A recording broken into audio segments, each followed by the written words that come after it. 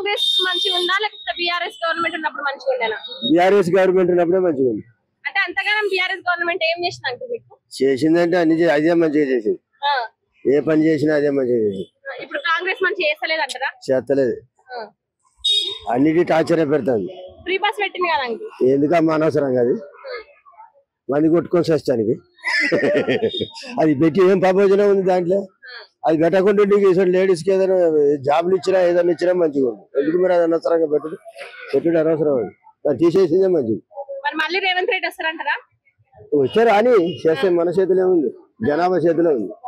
అంటే ఎవరు వస్తే మీరు బాగుంటది అనుకుంటున్నారు? కేసీఆర్ వస్తేనే మంచిగా ఉంది. కేసీఆర్ వస్తే మంచిగా. ఎందుకు కేసీఆర్ అంతగానం వస్తే ఏం చేస్తాడు అంకుల్? ఏదైనా చేసినా మంచి పనులే చేస్తాడు, చెడు పనులు ఏం చేయలేదు. పెంచినా ఏం పర్వాలేదు. అంటే ఇప్పుడు రేవంత్ రెడ్డి ప్రభుత్వంలో పెంచిండ్రు కదా, ఆడోళ్ళకి ఫ్రీ పెట్టిరు కానీ మగవాళ్ళకి టికెట్లు పెంచారు. ఫ్రీ పెట్టడం వేస్ట్ అమ్మా, అది ఎందుకమ్మా? అది వద్దు. పింఛన్ వస్తుందా అంకుల్? వస్తుంది. 4000 వస్తుందా? 2000 వస్తుంది. కేసీఆర్ పెట్టింది. కేసీఆర్ పెట్టింది. తర్వాత ఏం లేదు, ఇండ్లు ఇస్తానన్నాడు, చోట్లు ఇస్తానన్నాడు, ఏది అని అమ్మా ఎవరికి ఇచ్చిండు? ఏది అప్పుడు తులం బంగారం కూడా పెడతారు. తులం బంగారం లేదు, ఏది లేదు. తులం బంగారం లేదు, సూటి లేదు. ఆడపిల్లలకు మా ఇళ్ళకు 4000 ఇస్తాడు, అది లేదు, ఏది లేదు, ఏది అని.